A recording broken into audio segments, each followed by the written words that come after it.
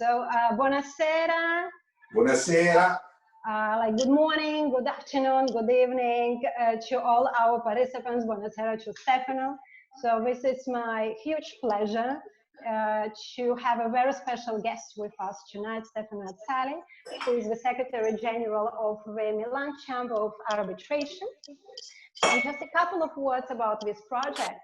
A few weeks ago, basically, Vladimir Faley, the president of the Russian Arbitration Association, shared with some people this idea to interview during kitchen, cooking sessions, some management personnel of the Arbitration Association.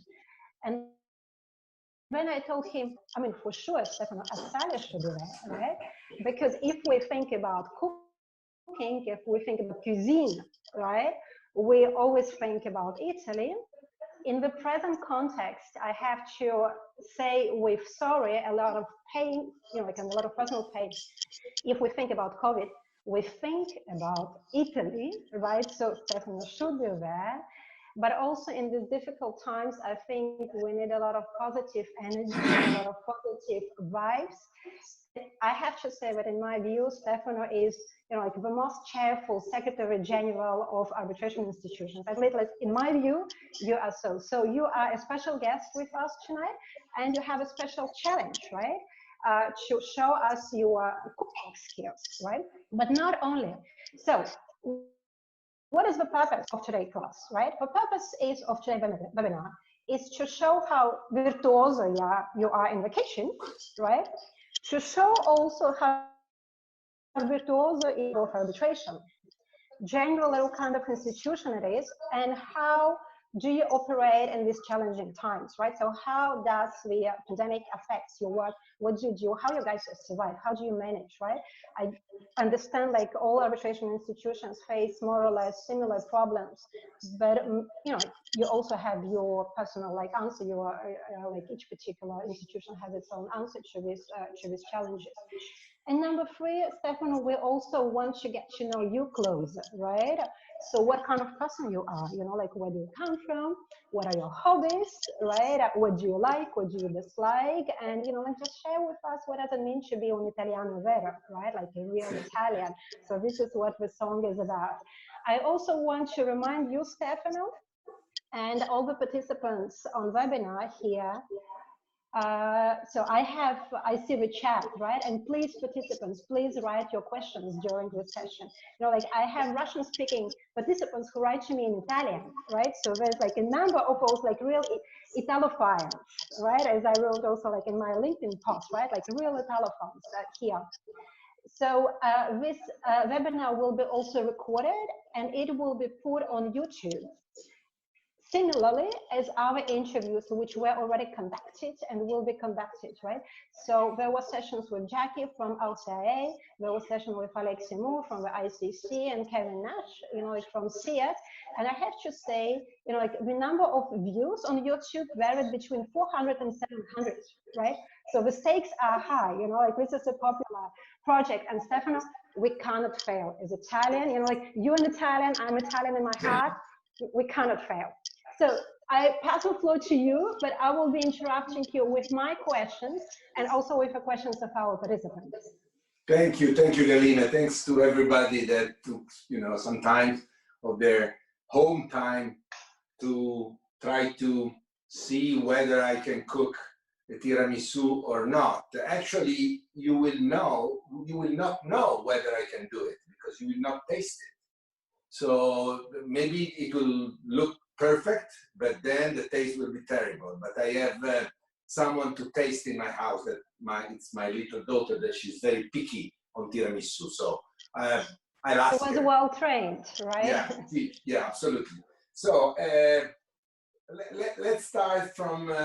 First of all, I hope that everybody is doing well. That is nowadays, I think that it's priority number one, our health and our beloved and our families. So I really hope that everything is doing fine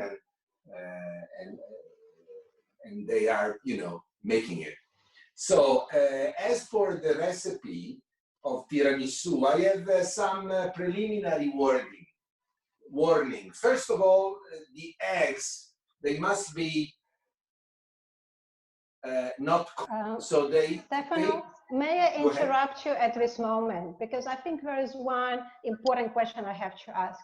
Why tiramisu today? Why? For different reasons. First of all, because I think we all need tiramisu. Tiramisu means pull me up, take me up, cheer me up, and I think we need some you know good mood. Right. Mood.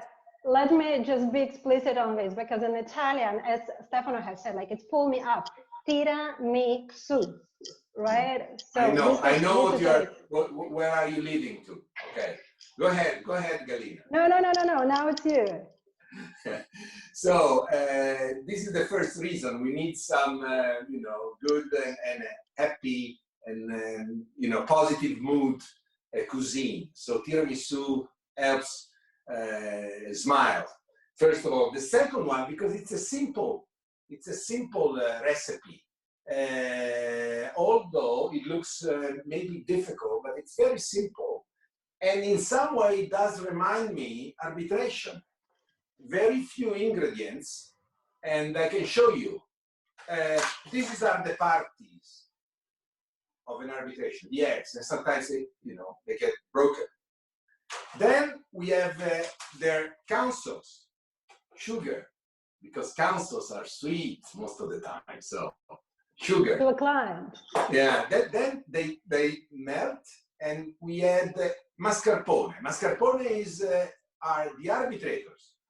Okay, then we have some rules to follow, that they are the procedural rules, and at the end of the day, within the framework of the rules and everything, we will have the award. There will be the tiramisu. So very few, you see, ingredients. Then we have again some other, for example, cookies, lady fingers. They are expert witness. Factual witness, okay? So it's you don't need many players, you don't need many ingredients, and it's fast. You don't have to cook, you don't have to heat anything up. So it's faster than any other cuisine, like arbitration is faster than state court. So that's why I thought it was a good recipe. Did I answer your question? It's a nice analogy. I didn't think about that, but it's a very nice analogy. Yeah. So excellent introduction into why tiramisu. Okay, and not for the reasons that you were thinking and you did not mention. Right, by the way, the history is, I don't know whether it's real, but it might go in that direction. Okay, so now let's go to our ingredients, and tell us, because I interrupted you at an important point. Okay, first of all, the eggs, they cannot come out of the fridge right away. They must be, out of the fridge a few hours before. If you didn't do it, don't worry, that does make much difference, but they must be out of the fridge. Secondly, the very first thing, and they must be second preliminary advice. They must be very fresh, very, very fresh. Okay, this is as far as the eggs are concerned. Then the very first step is making coffee. That is something that in Italy is a religion.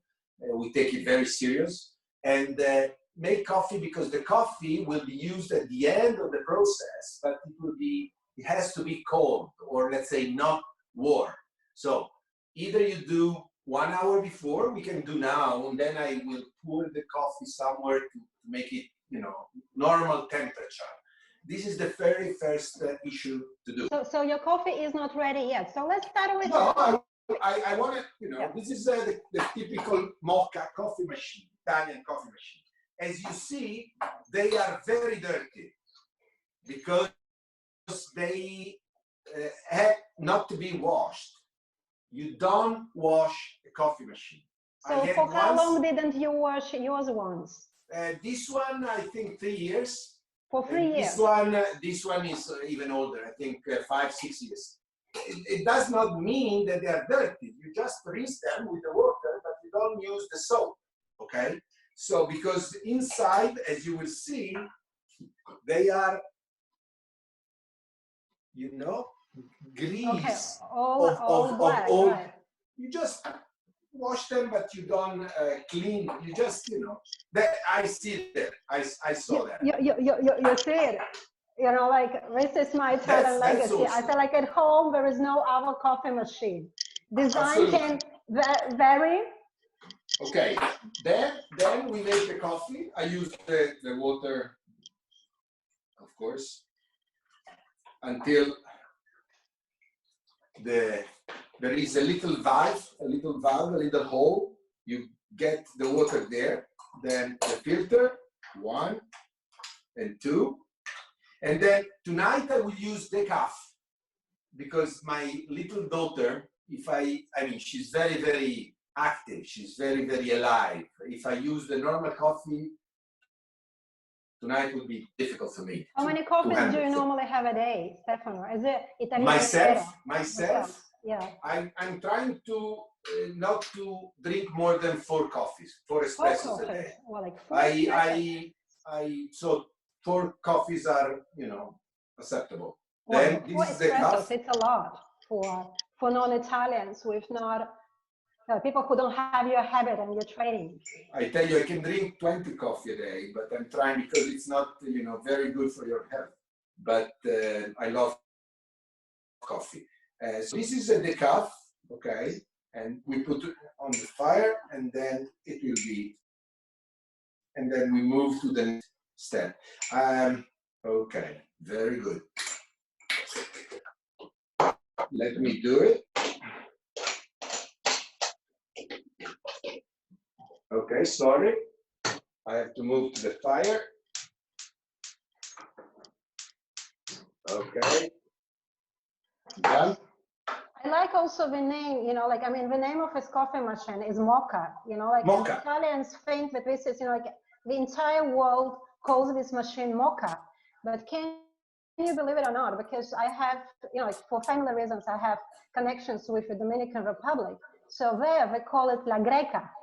Ah, La Greca. Everybody has it, but everybody calls it La Greca, right? And I'm trying to explain, you know, but I cannot teach the entire country because in the entire country it's La Greca. No, that's. I don't want to hear this.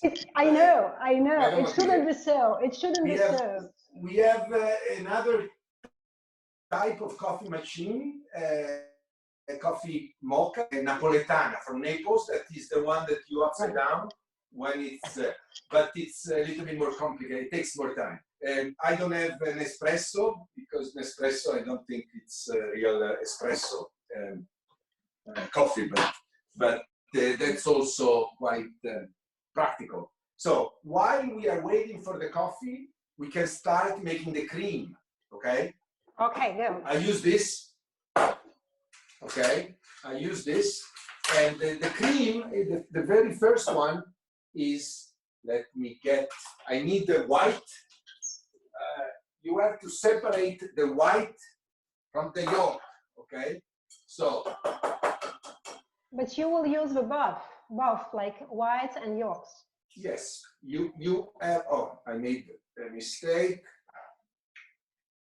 Okay, so you separate properly, okay? Not everybody can do that, what you do, you know, like this is already an art. It shows like you're often in the kitchen, but you know how to cook. I like cooking. I like cooking. Not only because I have to feed myself, but also because I enjoy cooking. Right. So you did it always, like from your, you know, like young age, I guess, right? It's yes.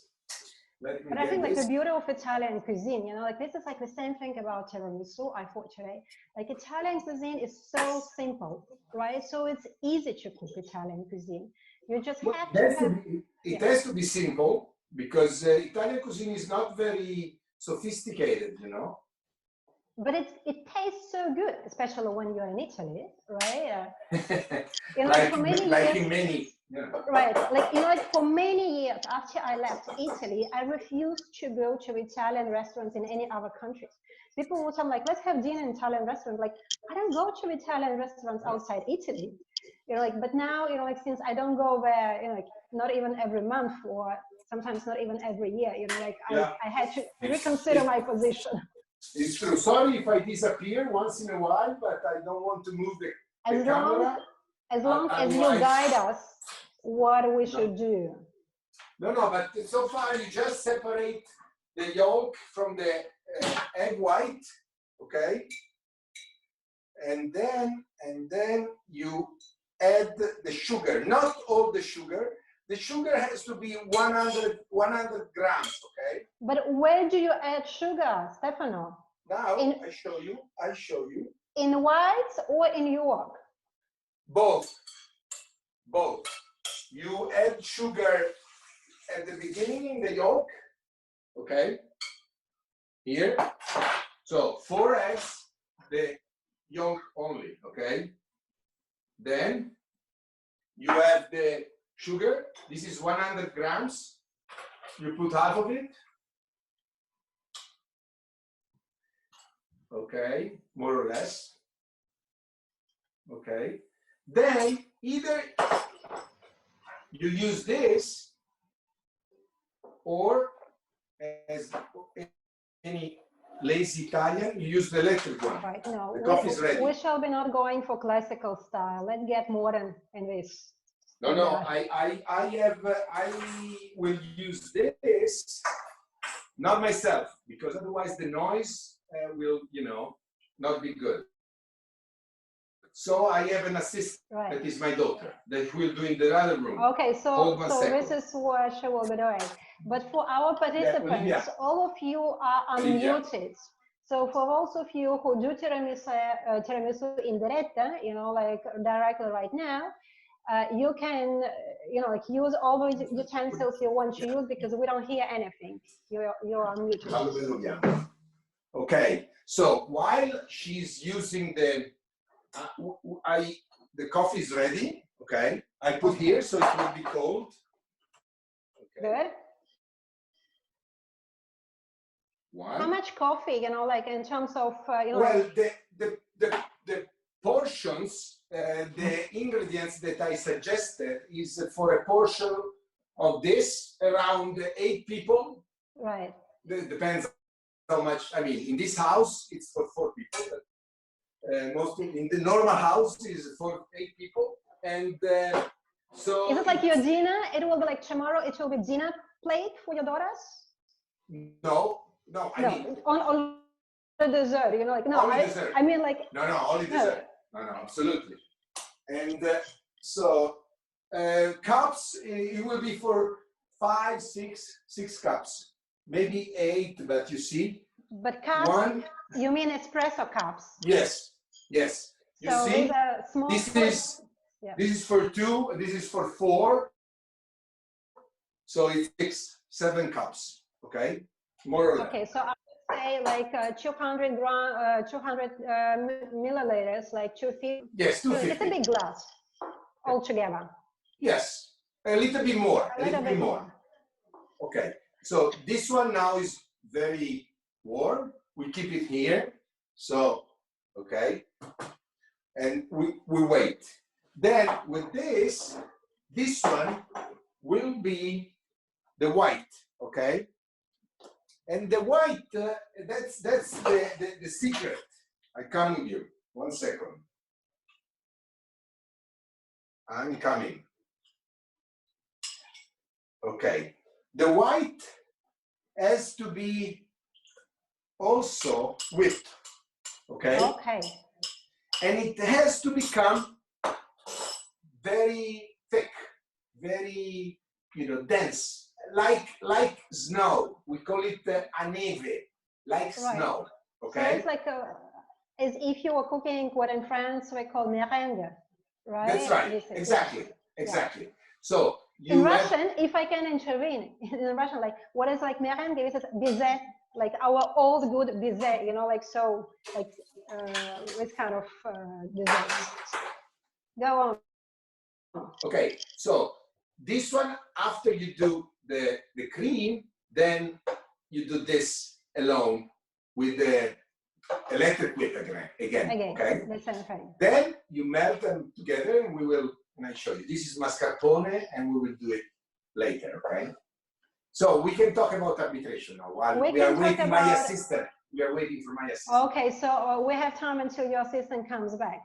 Okay, very good. So let's start, you know, like with the Milan Chamber of Arbitration, you know, like what kind of institution it is.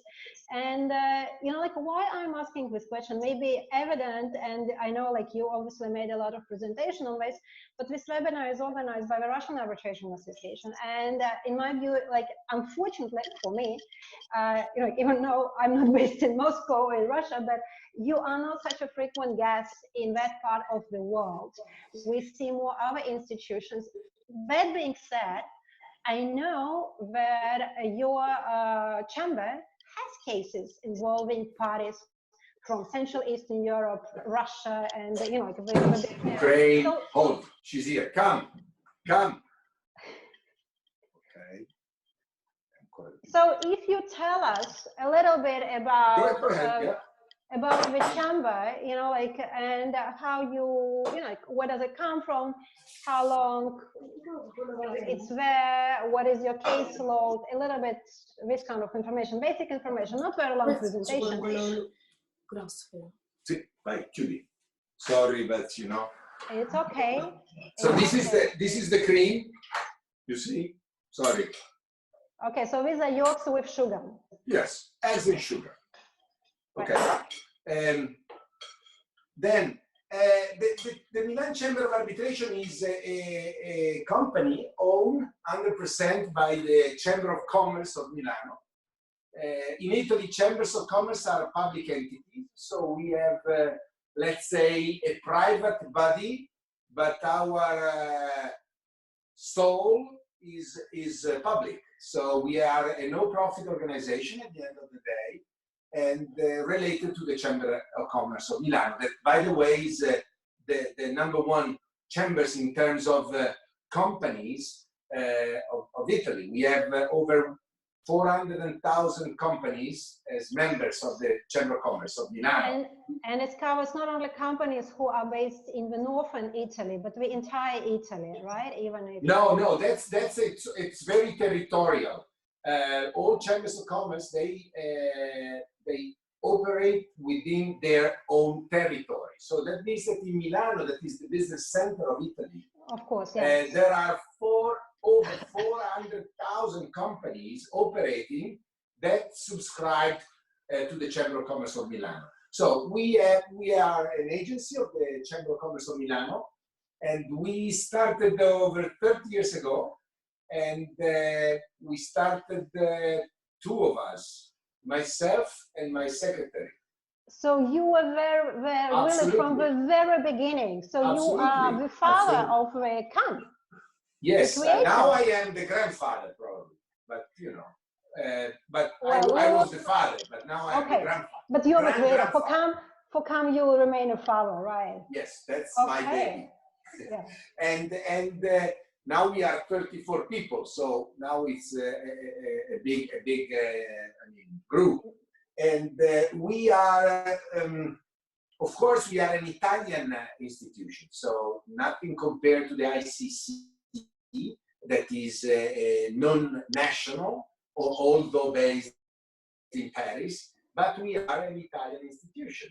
That does not mean that we are dealing with domestic arbitration only, as you said. We have a system, nothing really, I mean, strange. All the systems of arbitral institutions are the same. The same, right. So you don't reinvent the wheel or you fix the wheel if it's not broken. I agree. So we have a few features, but our rules are not very different from the majority of the rules. But that means that they are not Italian rules. You can have an international proceedings according to the Milan rules. So that means that the language has not to be Italian, applicable law, the seat, the nationality of the arbitrators. So parties can really create a system that is not linked to Italy. So that's why we are domestic and international, because we can, administer both types of cases. Okay, so when like you mentioned, like this system of, like a lot of, like in Italy, there's like a lot of regional chambers of commerce. And those chambers of commerce, I know, like sometimes parties provide for arbitration at these chambers of commerce. But you also have, like I had I was involved in one of those cases. This is how I discovered this system in Italy, where when there is an international aspect to the case submitted to other chambers, or at least to some of them, the case will be administered not by the chamber, like that chamber, but by you. Yes, that's true, but it does apply not, let's say, automatically to all chambers of commerce in Italy, but only to the ones that have an agreement with us. We have an agreement with over 15 chambers of commerce around Italy, and we do administer their cases. Let's say they are our cases, but they are a kind of local branch of the Milan chamber. Plus, we have an office that is, our office in Rome. Right. So we have the Since when do you have your office in Rome? I think 4 or 5 years ago. And why, like I can see why ICC thinks, like and opens offices in São Paulo or New York, like it's a different type markets. Like a lot of aspects to this. But Milan and Rome, I mean, this is, like it's less than 1 hour flight. Like if I'm not mistaken, like direct connection by train. So why do you have office in Rome? I tell you why. Because more than half of our users, Italian users, they don't come from Milano. So right. Historically, we really administer many cases from all other regions, Italian regions. So to have an office in Rome, it helps to be closer to to many of our users. How many people do you have in Rome? One. One person. One. That is Benedetta Coppo. That is Benedetta is there. One of our pillar. Yeah, because Benedetta was like for many years in Milan. This is where. Well, many years. I don't know. So it would not be polite to say, but many years. She's young, by the way. Well, like she's famous. Like I mean, everybody knows about Benedetta and her experience. Do you want to see this step? Then we move back to arbitration. Okay. Important. This is the white. This is the white. Okay, you see the white? Yes, we do. Okay, look. So it's fake. It's very fake. It's an excellent quality eggs. Like this is what they say. And we keep it here. Now, what we do, we take the mascarpone and we put the mascarpone in the egg and sugar, not the white yet. Okay. One. This is half kilograms, 500 grams. Okay. 1 and 2.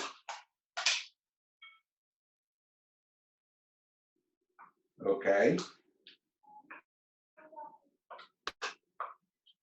Sì, grazie Lily, my assistant. Wondering if everything is okay, if she has performed right after the expectations. She will be rewarded, so she better does it well. Do we help you in the kitchen? Do you cook together with your daughter? Yes, especially with this one. Right. No, non andare vicino, che se lo tocchi cade, vai. Ora attenta. Okay, so once again you do it with whisk, right? Yes, and with the electric whips. Okay, so to expedite it all. Okay. I can. Faccio io. Ok. Amalgalo bene. Okay. Instructions. Yes. Sorry, so now we have some time. Okay, so about international character of CAM, you know, like, so tell us a little bit, you know, like, I mean, from which countries would you have parties coming from in the last years? Which examples would you remember? Well, I would not be precise because I should look at the statistics that I don't remember year by year. But let's say, generally speaking, our foreign users are most of the time from Europe. In the last few years, we had an increase of, let's say, North of Africa players. Okay, we'll come to Africa, yeah. but I think it's also thanks to your efforts. Yeah, I mean, we did a lot in North of Africa, in the southern part of the Mediterranean basin, the Mediterranean region. So from Morocco to Istanbul, all the let's say the arch, the south arch of the Mediterranean Sea. And now we see some good outcome because we have cases, Euro-Med cases, because actually that's a good, I think, a good market. Then of course, some of the countries are facing hard times, but Italy, not only geographically, but also historically, culturally, can really play a crucial role in the north and south. Not only business and dialogue, but also dispute resolution. Okay, so and that's what we see. And then, but anyhow, we have also from Europe and from Central Europe. Okay, so this is, you know, like if we speak about Mediterranean now, so you see, I put on screen, you know, like a map which I took from a website of Ispramed. Yeah. Right. So make a link to what you have told us right now, you know, like the role of CAM now in the region, you know, like, and what is Ispramed? Ispramed is a non-profit organization based in Milano that has only its goal, its mission is to train and to promote the culture, let's say, of arbitration and mediation in the north of Africa. We did a lot of training. We did a lot of cooperation with the African institution. We created a network of 7 institutions, so Casablanca, Algeria, Tunis, Beirut, Cairo, Istanbul, and Milano. Wow. 7 institutions that we share. Of course, it's they have different, let's say, speed because, for example, Cairo is very advanced, the Cairo Center, while Algeria is not as advanced as Cairo. But that applies to all the institutions. So we share best practices and information. That's very interesting. Very interesting. Speaking about Cairo, Karim actually has agreed also to participate in this project. So there will be one of the future webinars, including Carim. We are really in very good terms with the Cairo Center. They are, I think, a very good institution. Nice people. I love them. Okay, these are good news. I don't know. They will cook couscous or. Well, I don't know. It should be, you know, like I personally don't have this information, but we'll all hear soon from the Russian Arbitration Association in this regard. Stefano, a serious question about CAM nowadays. How do you work in these critical times? Because obviously, you know, like you were hit, and exactly like I think like Milan was hit, you know, like from the beginning heavily, and it's nearly. Do you mind? Oh no, you should. You should. Would you like to explain what I'm doing right now? Like a moment of publicity? No. This is a red wine, but while I'm cooking, I like it's coming there. But it's very classy presentation, I have to say, you know, like. Fantastico. All right. Okay. This is the cream, so the yolk, the sugar, and the mascarpone. Thank you very much. Thank you very much. Sorry, I thank my assistant. Grazie. You can tell her in Italian, right? Or you train her in English. So now because now it starts the difficult part. Then we will come to the virus. So cheers to everybody. Cheers to you and cheers to everybody. Then we come to virus, but this is the now difficult important part. thing, the most important step. Okay, remember, okay, you take some of it and you put, without shaking, but very gently, you see? I don't know whether you see. We see it, you know, like you can incline a little bit more towards, voila, you know, like excellent, okay. Excellent, yeah. Okay. Then,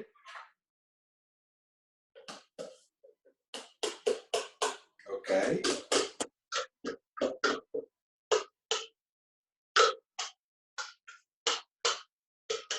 Okay. Then, because if you shake, you know, too much or too strong, then the white will, let's say, melt, will become liquid again.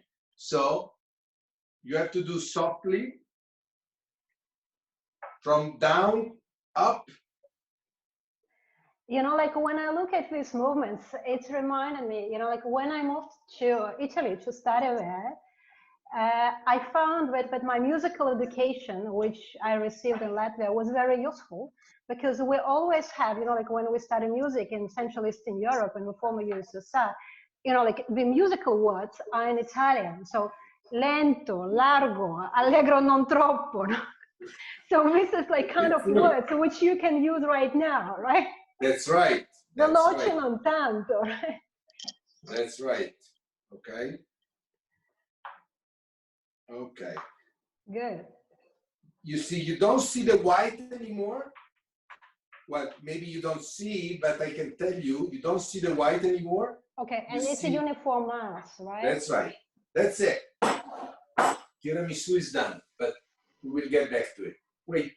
Well, this is not tiramisu yet, you know, like it's one step towards it, a big one. We will. We're not there yet. We need the expert witness. Okay, yes. What would we do without it, right? Maybe that one is a little too big, so I might do it here. It's not very elegant, but it works. Right, so that one is probably too big. Right. It's basically a question whether it will be thin or like. It has to be like this one would be also good. You see? Right. Because it's. Okay, but there's one.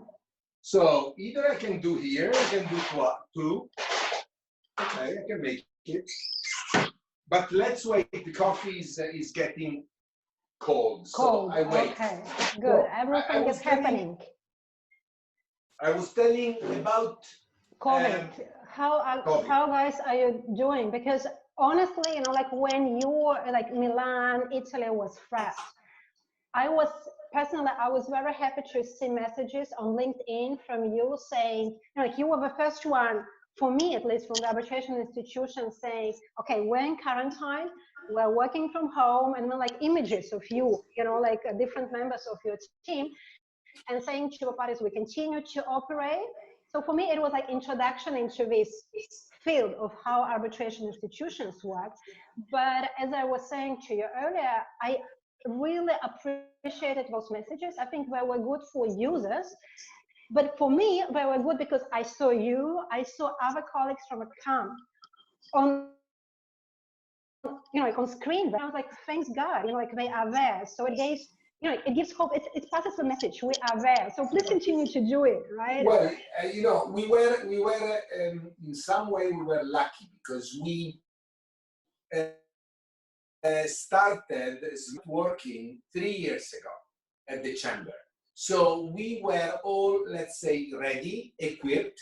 We were used to it because working from home at the beginning, if you never did before, then it might not be easy to adjust your, you know, schedule, your daytime, your communication. So we were lucky because we were already, you know, equipped to work remotely.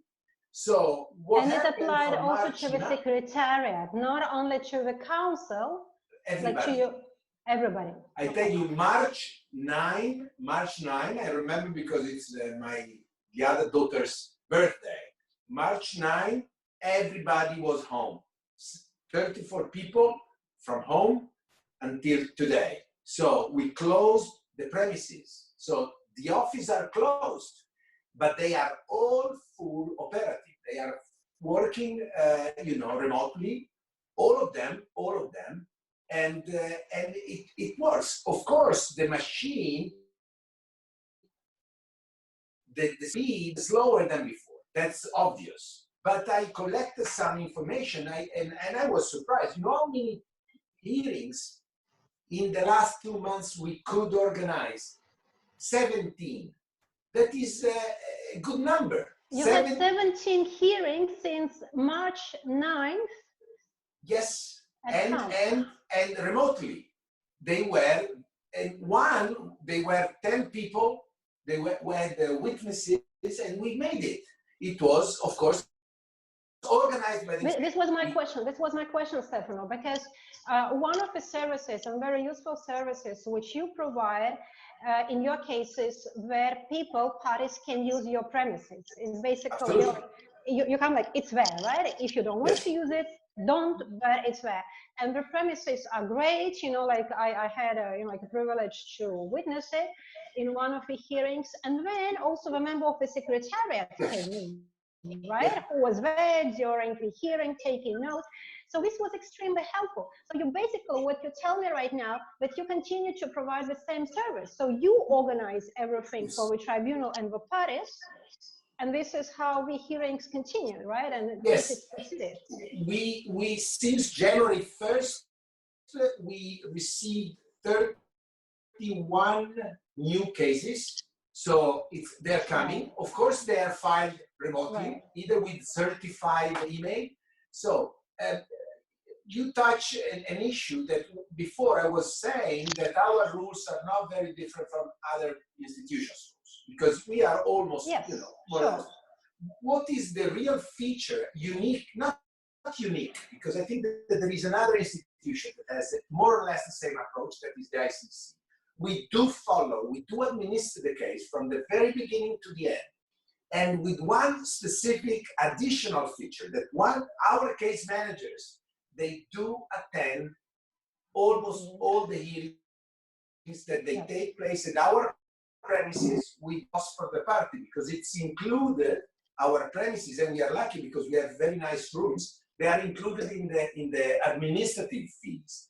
And that, I think, makes the real difference, because you do follow the case from the beginning to the end. You have, as a case manager, and you know what I'm talking about, you know whether the arbitrators delivered, whether they studied the case, whether how the parties did behave, and so on.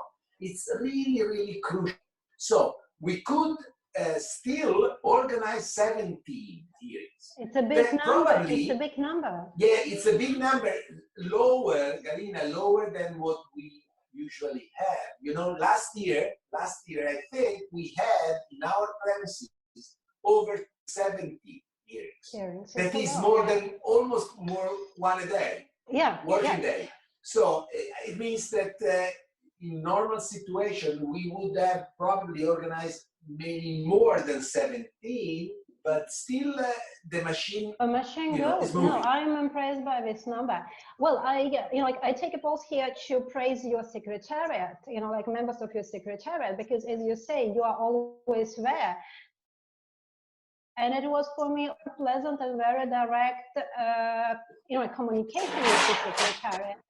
You might need help for different reasons, and then may I have a call with you, or could you please advise me on practice of a in this regard? And they were excellent. They would come to you immediately with the answer, call, and so it was, really bravo. It's also tells a lot about how you hire people, right? You probably have your feeling, he will be a good team member, he will be for sure. They are all lawyers. They are all lawyers. Bravo, huh? They are all lawyers. They are multilingual. So that's our, I think, really specific feature. If you ask me one feature that makes, you know, gives you the flavor of cacao, that's our major asset. Okay, and to follow the case. Yeah, and one more question in regard to COVID, Stefano. As I was preparing to this webinar, I went on your website, and then what I saw, 14th of April, right? So this is last week. So there was a note which is like arbitrato sospensione dei termini, you know, like so arbitration suspension of deadlines. So I'm trying to translate now, like, so from 16th of March and until 11th of May 2020, all the deadlines for submissions depositor, right, of all procedural acts, including awards, and all the deadlines provided by the rules, arbitration rules, are suspended. Yeah, and I tell you why. There was a measure that we had to take because there was an order by the government to suspend all the terms, deadlines, time limit of state court jurisdiction and arbitration. Law firms in Italy now are kind of frozen, also law firms. So it was a kind of natural consequence of the lockdown. But having said so, then we had 17 hearings. That means that the terms are suspended, but not the proceedings. The proceedings, they can continue. If 3 arbitrators, they must deliberate, what's the problem? They can do it, and they did. They can decide about, you know, discovery or document production. Then, of course, the only real issue is the hearing when you have to examine witnesses. Then might be very difficult to do it. Not impossible, but difficult. So we have to suspend, but still we invite parties and arbitrators to do as much as possible, of course, safeguarding the health and the security of everybody. But so it's you already have notified awards just electronically. This has happened. Will the parties agree? No, cases? No. We are a little scared of filing electronically only the award because of the New York Convention. That does not mean that we can file the award electronically, but sooner or later, I think we will deliver the hard copy of the award because we don't want. No. I think like now electronically followed by hard copy when we can. That's right. I go on. Look. Okay. This is the cream. Things, yes. Okay. You put a little bed of cream in the. Okay. Okay, a little bit more. Oh, I forgot to do something that you always have to do it. To try it by finger. Buono. Yeah. Buono. Buono. Yummy. Okay. Then nice. This is difficult. Okay. The lady finger, you have to dip the lady finger in the coffee. Okay. You can put some sugar in the coffee. Sugar, right? Yeah, if you want. You can also put some drops of alcohol. I don't do it. To pull you up, right? Yes, like but I don't do you it know, like because alcohol of my little daughter. So which one? Which one? Marsala. Only Marsala, or I have heard Amaretto can do it. Yes, also, but it's sweet, much sweeter than Marsala. So you have to be careful, otherwise it gets too sweet. Okay. Because I think, like, you know, like in my part of the world, we discovered Amaretto somewhere in the 90s after the fall down of European Union, of the Soviet Union, right? God forbid. So I think like maybe a few people still have an old bottle from both Well, sides. I can tell you, you can use Be inventive. Yeah, I mean, few drops, okay? Not one, Sweet, not sweet one. alcohol, yeah. Okay, so Then, you take ladyfinger, Savoiardo. Yes, I don't know whether you see. That's very difficult because if you dip too long, they get too wet. Dissolved. That's right. Basically. So one side, the other side, okay? Okay, one. Okay. One by one. Okay, you will be doing it? You want to show something or we can move? Yeah, go ahead, I can do it. Okay, so let me put something here.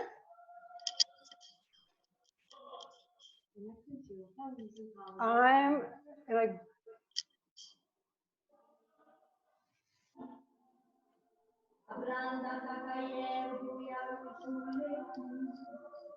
so, did I get the song right?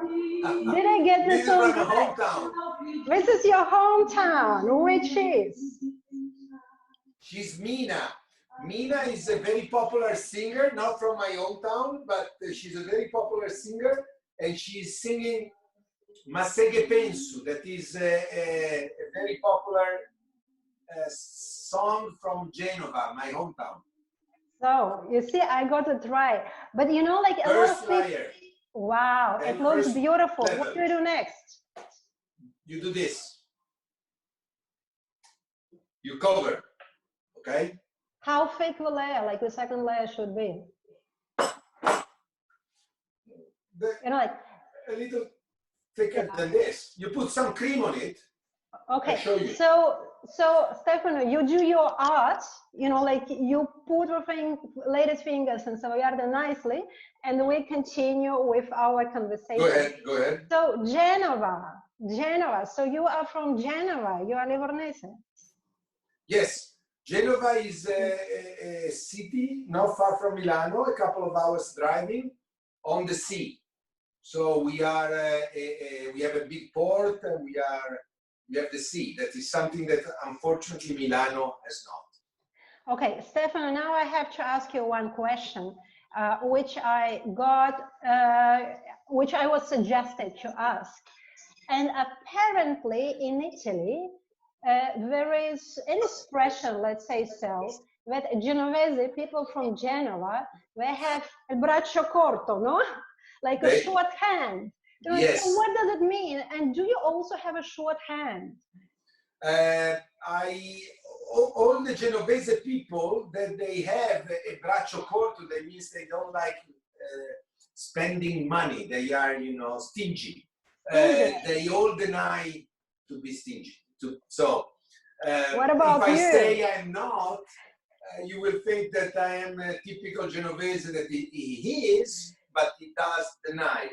I don't know. So this is not about you. No, I can confirm. It cannot be you. I just cannot imagine this being here. No, but I moved to Milano many years ago, so I think I lost that kind of, you know, my arm is getting longer now. So second, you see?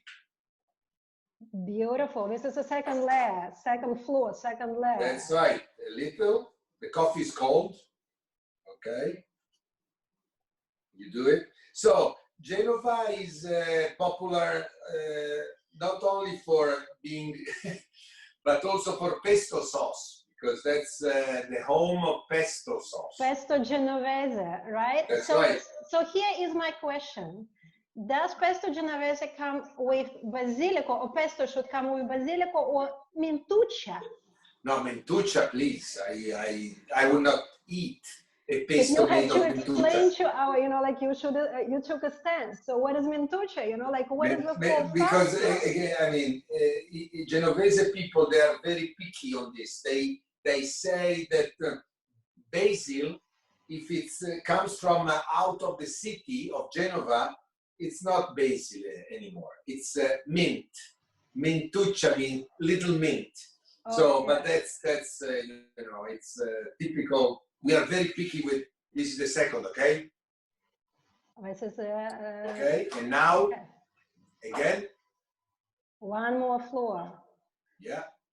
Okay, so typical pesto genovese should come with Basil. basil, like very good basil and a lot of basil. Yes. Right? Then olive oil, some Parmesan cheese, peanuts. What is this? Ah, I saw that. Now I start crying. So this is like about you, you know, like, so what do we have here? You know, like you're from Genova, you are close to the sea. There was a tuna. There was a tuna.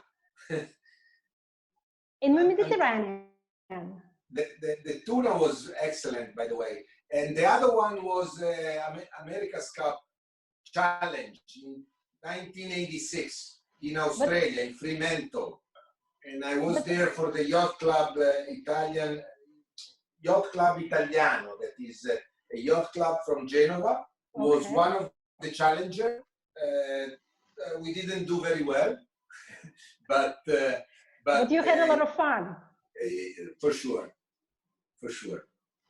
So this is one of your passions, and that tuna, it was like from Mediterranean, No, there was Australia. Oh, right. Because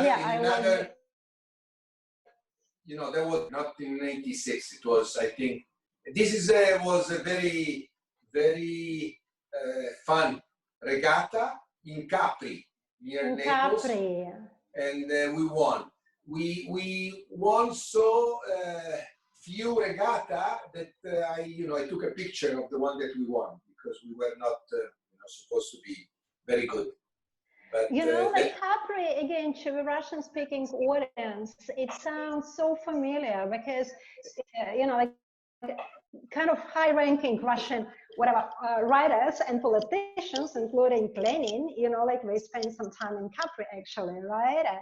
So people know what Capri means. Capri is a very nice sail race track, playfield. It's fantastic. It's fantastic. Right. This is a place I haven't been, like this is a lot. Okay, so this is the first one. Then what I wanted to show you something. What you can also do, if you want, you can do a small portion, okay, single portion. You put some cream on it, then lady finger, you might break it, okay? Okay.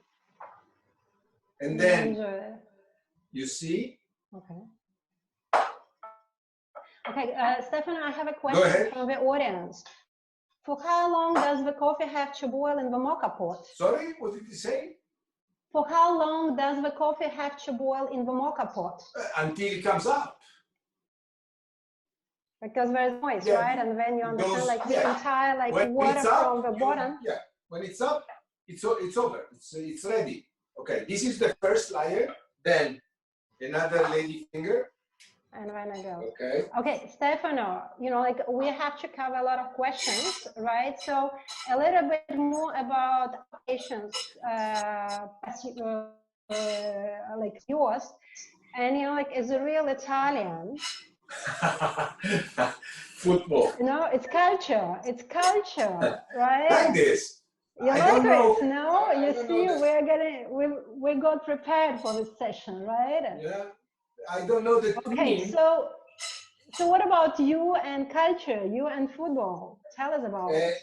As many Italians, almost all Italians, football is a real issue. So I love football. I played, I supported, and then I've been also professionally involved in football because I've been chairing for 7 years the disciplinary commission of Serie A, that is the professional league, and I was chairing this commission. That is the commission that sanctioned players. Wow. And that was a lot of fun. A lot of fun. I had, of course, at the end, I had more enemies than friends. But because, when you get to football fan, the people in Italy, they lose their brain. So a lot of friends that they couldn't believe that they were sanctioning players of their team, you know. It's been a lot of fun, you know, like, and probably a lot of nice very interesting stories to share over drink, over dinner. They are, by the way, they are legal arbitration proceedings in some way. And in 7 years, I signed more than 600. Wow. 600 decisions. It's almost like, I don't know, you had that as a full-time job plus plus all the rest, right? But football was not a full-time. To do like 600 decisions, I mean, it takes time. Yes, but in 7 years, season goes from September to May, and every single Thursday, okay? I was there. So we were told we have like 15 minutes maximum more, right? Okay. And 2, this is the award. This is the award. And the small one is a procedural order. That's right. So this one, interim. This is jurisdiction. Okay. This is cocoa. This is the cocoa. Okay. But I have to do something. Hold 1 second. You see? Okay. Yes, but okay, that is good. So this is how you do it. So there are no, so it should be a thin layer, right? Okay. No pieces, like just powder, fine powder. Do you see? Yes, we see it very well. Okay. Let me show you one picture on the screen, right? Okay. So we'll show it quickly, and then you can tell us about this. Tell us what you see here. Like, you know, like you. That's my assistant. Olivia, and La Scala. And she's assisting you also, like, on all your visits to La Scala. Yes, she likes opera, she likes ballet. So once in a while we go to La Scala together, and she loves it. She loves it. Right. Are you a regular visitor to La Scala? Yes, because the Chamber of Commerce of Milano is a founding member of La Scala. So we have a founding member of La Scala. Okay, so we have reserved seats. I don't go there actually very regularly. You see, this is the procedural order. Okay, but now I show you the award. Hold 1 second. Okay.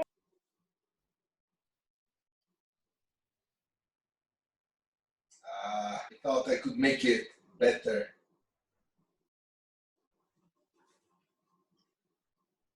Cama. So this is a Cama award. Arbitration in Milan. This is a Cama award. But there is a bad news for everybody. You cannot eat now. It has to stay a couple of hours in the fridge. So people, you know, like in plus minus our time zone should have it, you know, maybe lunch, like dessert for lunch tomorrow. Yes, or there might be a shortcut. You put in the freezer for 15 minutes to get cold before it doesn't sound right to me. No, I don't do it, but if you want to eat tonight, then you put 15 minutes in the freezer and then you move to the fridge for the last half an hour, 15 minutes, and it's cold, it's okay. But I don't do it. I don't do it. Okay, let me go to another love of yours, as every Italian, like it's like not maybe every Italian, maybe I exaggerate, but I think this is something which you associate yourself with. Yes, no? Vespa. Yes. Vespa. So you still have a Vespa, or you have another brand? No, I have 2 Vespas. The third one, unfortunately, the third one has been stolen, and the oldest I have is 65. This is beautiful. And then I have a 1980, and the one that they stole, you know, that was 1973.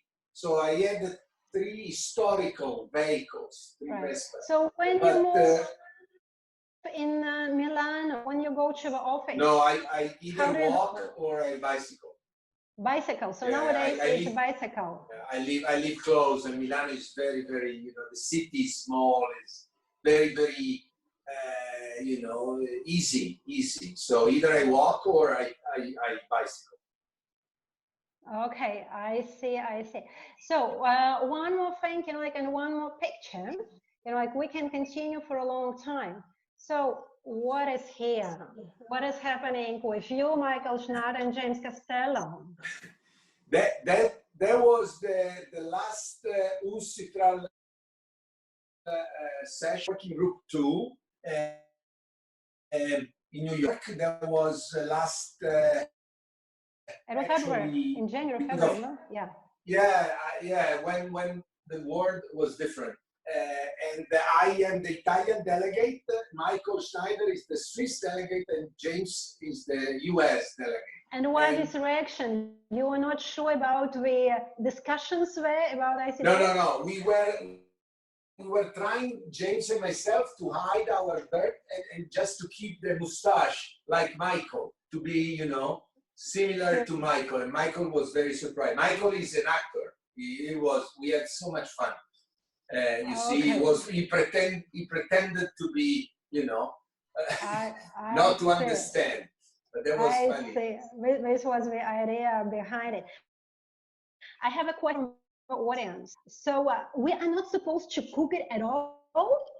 Only freeze? Exactly. That's it. It's a beauty. It's done. You put in the fridge. With this, it's not very elegant, I know, but you can cover with, you know, the ones that they sell, and you put in the fridge. Right, and then tomorrow it's done. Right? Yeah, not tomorrow. In 1 hour. Like if it's from 2 fridge. hours. And what temperature should be in the fridge? This is another question from the audience. Temperature, the temperature that you keep the fridge. You don't have to move. Nothing special. So it's not like with recipes when you cook, you know, like heat your oven until 180 or 250. It's like whatever. In the fridge. The temperature you like to keep the fridge. You keep your butter, your milk in the fridge. You can keep this. Okay, Stefano, a few words. You know, like I want to hear from you. You know. Like you also at Bocconi, you know, like one of the leading Italian universities, and I know, you know, like your love and you know, like again, your passion for Wismut. Is it like? Well, this is actually I since a couple of years I'm teaching a science school. Okay, so this is when you come also to Paris. Yes, and this was my class. Last year, class in Paris, a science po, and some of them, they were also mooting this year, and it was a very nice class. I love them. Well, I guess a lot of students, you know, like I met some of your former students who obviously made up their careers, you know, ladders up in arbitration, quite a number of them, and all of them remember you, you know, like as an excellent teacher and an excellent, you know, like person who also invited them to their home, you know, like, and I heard that you were cooking also for your students, right? And especially of course. And they have to say, that everything was good, you know.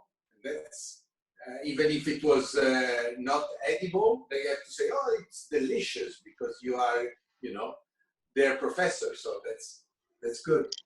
Okay, and I think we should be, you know, like almost going, you know, like coming to the end of our interview, and I still have a list of questions because, you know, we can have long conversations with you. But I will put now an expression on the screen, and before I I will show to our participants this book, right? Rodari. Gianni Rodari, this is, like Cipollina, but Cipollina, I got this as a present from my Italian friends because, again, in our former, Soviet Union space, all of us know about Cipollina, because it was like a cartoon, beautiful cartoon, with Gianni Rodari actually in this cartoon, so he was interviewed, but this edition is in Italian and in Russian, which is fantastic. So I have an expression, from Gianni Rodari, and which put online a friend of mine, last week, and I loved it so much. So in Italian, it sounds, ah, come sono belle certe volte le cose sbagliate, right? How beautiful sometimes wrong things are. So, I mean, we're definitely in a period when there is such a wrong thing happening, this nasty virus, this nasty thing. But how would you interpret, in the context of this nastiness, this phrase, this expression? Well, I think that like anything, and this phrase was related to the Pisa Tower that is not perfect, so it's exactly, it is not straight, but it inclines. But it's like everything. I was today at lunch. I was playing a game with my daughters. We were trying to list who was the winner was listing all the positive aspects of the virus. Nice. And we came up to something like 20 positive aspects of this dramatic situation period. Yeah. So I don't want to say that it's actually I would be very happy to to rewind to the end of January when I was or February when I was in New York and forget all this because it's a nightmare. But once we are here, let's do our best to look at the positive aspects. That, like in many, in our life, there is always some positive aspect. In every drama, in any history, and I think that the virus has more than one, and we listed around 20. Thank you for this. Look, I have one comment. As an Italian, I must say Stefano did a great tiramisu, you see? So even Italians appreciated the way you prepared tiramisu today, but I think, one day we'll be testing in person tiramisu prepared by you. It will be a pleasure. Stefano, before we leave, once again, I declared my unconditional love for Italy, and I really just dream once this horrible situation is over that I can go back there and visit my favorite places. But for people who have time during, these times, and I think group of people who have spare time, for cultural and fun things, and people who have less of this kind of time because they have small kids at home, as in my situation. But some advice, some tips, something to revisit or to get to know from Italian literature, movie, the classics, the beautiful pieces of work, which you say, should know this about, this Italian masterpiece. Well, the ones that they are the old movies like Vacanze Romane, Roman holidays. Or ladri di biciclette, bicycle thieves, or they are I think fantastic. Or Dolce Vita, La Dolce Vita is incredible, but they are old. So, but these are beautiful alternatives to all the modern series, right? I mean, these are beautiful pieces of art to watch. I enjoy it every time so much. Yes, that's true, but there are also movies that are quite recent. One is La Grande Bellezza, that was, I think it gives you the taste of Italy. Another one is Call Me By Your Name, also very nice, and it has been played in the country of north of Italy. A summer atmosphere, very nice. And then we have Mediterranean, that was one of the winner, Academy Award winner. Of course, with Benini, right? And anything which comes from Benini. Yes, and Benini also, but they are, you know, very, very nice movie. And I think they give you, again, they tiramisu for your eyes and for your spirit. Stefano, once our webinar will be over, please don't forget to make a picture of your tiramisu, right? With this almost logo on it, right? Because we want to have it. We want to have it. I will, and I will also make a picture of my daughter tasting it. That will be the real, you know, test whether it's edible or not. Okay. On Italy, once again. Okay, so movies. What about a book or the writer or author you would advise? Well, one very popular. I like it. But I think that I don't know whether translated is as good as the original. Is Montalbano. Montalbano of Andrea Camilleri. Well, it's Sicilian. It's Sicilian. It's Sicilian, but in Italian it's fantastic. It's fantastic. I read it recently, you know, like some books, and I was so caught up in it, you know, like I feel like the writing is beautiful. It's beautiful, but in Italian it's fantastic because he speaks half But in Italian, translation, half it may get Sicilian. lost in translation, actually, with his Yes, book. translated, I don't know. It should be nice because he's a great. He passed away, but he was a great writer. Otherwise, Primo Levi is very. But Primo Levi during the Second World War, or I like Maurizio Di Giovanni. What about Tabucchi? You know, like you're not your piece of cake. Yeah, I fall asleep. Sorry. I had a period of Tabucchi. Stefano, the last slide, and I think it will speak to many people, right? Something what came from Italy, but nowadays we you know, like recognize this image. Andrà tutto bene? Yeah. So this is something what came from Italy, I think, with this coronavirus, and basically, you know, like we have this image, and the words say everything will be all right. Yeah. Right? So this is what we hope, you know, like for all of us. We very much hope that Italy will be, you know, like on the cusp of recovery very soon. You know, like all our friends, all our colleagues. Once again, any indirect messages, you know, like you say to the outside world, for us it's a message of hope, of life. You know, like again, I'm always so happy to see, you know, with my Italian friends and colleagues, right? Because I know that they are there. You know, like I understand, like people can go for personal dramas, you know, like sometimes.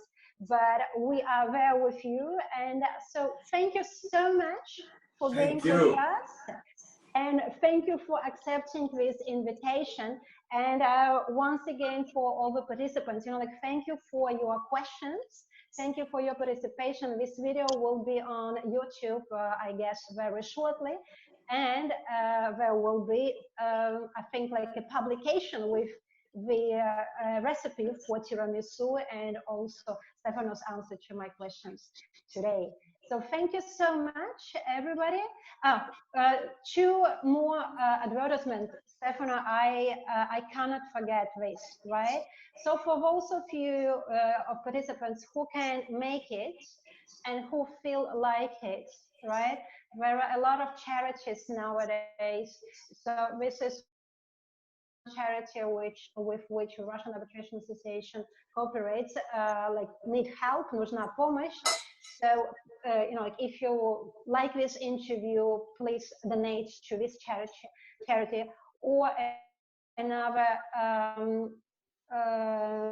or the one of organizations of the UN World Health Organization directly, you know, like so that the money can go to those who need it most. So I think we will stop on this note, and I thank everybody. And this was Stefano Azzali, Secretary General of the Milan Arbitration Chamber, and faithfully yours, Galina Zakova, Paris. Thank you, Stefan. Grazie. A presto. Ciao, baci.